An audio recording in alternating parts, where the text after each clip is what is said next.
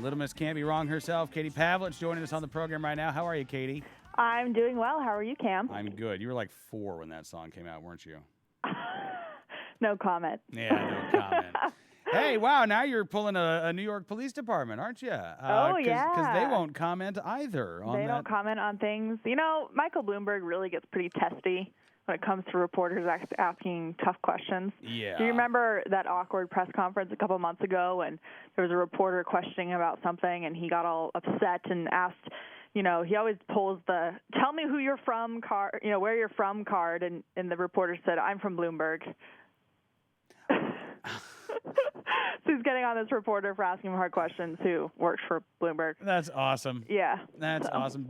Well, then shut up. Right. Man, don't question your betters. Right. Mm-hmm. Wow. Yeah. So. That's unbelievable. Yeah, you know, and so here's the thing, Katie. This shows to me, it's not about gun safety for these folks. It's not about gun safety for Bloomberg.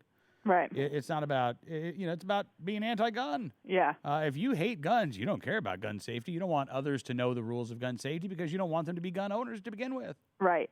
Right. And to give a little bit of background for those who may not know exactly what we're talking about, yesterday, the New York City Mayor, Michael Bloomberg, held a joint press conference with New York Police Commissioner Ray Kelly. And first I want to start off by saying thanks to the street cops and the undercover cops who work the streets, but then I'll go into the criticisms here. And during this press conference, they announced the confiscation of 250 what they called illegal firearms that were being sold illegally, basically in the streets to criminals. Great that they're no longer in those hands. But in order to make a splashy press conference with lots of photos and everything else, they set up a bunch of tables and laid out these hundreds of guns with the safeties off, with the bolt action closed, with the magazines still seated, and all of them were pointed into the audience rather than pointed side by side where they weren't pointing at anyone. And as you and I know, the first cardinal rule of gun safety is you treat every gun as if it's loaded. You don't point them in a direction that's not safe or at anything you're not willing to destroy.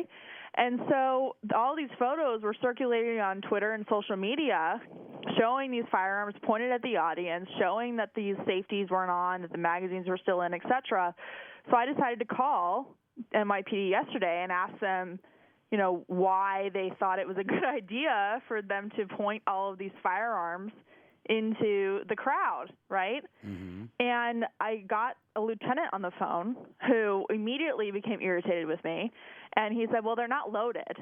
And he asked me why I was focusing on the negative instead of the positive of these guns being confiscated and taken off the streets. And I continued to ask him if it was standard procedure for NYPD to violate basic gun safety rules. And he said I was being ridiculous, that my line of questioning was strange, and that he wasn't going to get into procedure. And then he promptly decided to hang up on me.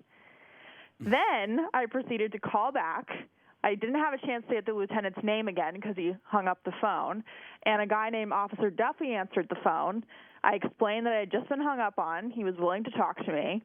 But he was also irritable and, noticed I was calling from a Virginia phone number because I called from our office in Roslyn, which is right across from D.C., right. And said, he tried to discredit my line of questioning immediately because I said, I noticed at the press conference the safeties were off, the bolt actions were closed, they're pointed into the audience. Is that standard procedure for the New York Police Department? And he said, well, from your vantage point in Virginia, how did you know that the safeties were off, and how can you make that assertion from Virginia? And I responded by saying, well, sir, I've seen multiple photos from the press conference, which, I didn't say this to him, but the whole point of the splashy press conference and having the guns on the tables was to have photos taken, right? To have this big takedown circulated in the media. So then he, continued and said that all of the guns were rendered safe by members of the service. And then he asked me if I was asserting if the NYPD and the officers that handle firearms don't know what they're doing. And, of course, I had to bite my tongue on it because I didn't want to make him angry. But based on, the shootout we had near the Empire State Building where 9 people were shot, not by a crazy person, but by the police, it just seems like when you're heading an agency as Mayor Bloomberg and you do these silly things, you discredit the entire operation by not engaging in basic safety procedures. You do, and look, I understand. Maybe the police department thought, hey, look, we did this, major gun bust, and here you are, calling us, not asking questions about that, but asking questions about gun safety. But as you say, the 4 rules don't change. Right. And it might be a little thing, but from a gun owner's perspective, it's another example of seemingly people who don't know how to be responsible around firearms, telling those of us who do that we're irresponsible and they know better than us. Right. And so, Katie, look, you have to call them out on it. Right. And they may get snarky and snippy when you do, but I don't think by the way, I don't think it'll change anything. I think Mayor Bloomberg will probably make a point of displaying the firearms exactly the same way the next time he holds a press conference. But well, I actually had a police officer who's a friend of mine on Twitter, and asked him why there weren't any evidence tags on any of these firearms, because they're laid out on all of these tables, and they're being, they're being classified as crime guns and confiscated guns from criminals, yet none of them have, evidence bags, none of them have evidence tags on them. That's kind of strange. But going back to the point of, why am I not asking about the operation rather than asking about gun safety? Well, this is the whole point. When you have someone like Mayor Bloomberg who has taken on a pet issue of gun violence, right, and he uses, official government operations to push his agenda, well, then we have to take into account the entire agenda. And when he's lecturing the rest of the country about how we need to stop gun violence, well, the way you stop gun violence is you're safe with firearms. And then clearly in this situation, they didn't think about that. And that's a problem because gun owners think about it, and so do people who go to the range all the time. So it becomes an issue when these head politicians take on these political pet projects and then kind of try to just, take it over instead of giving the guys credit on the ground.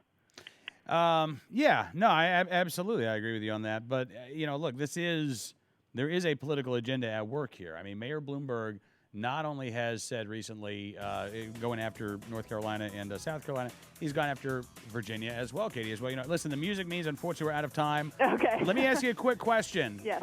Pro-NRA, Katie? Absolutely. That's what I figured. All right, there you go. Another young American who is pro-NRA. I'm a lifetime member, so. There you go.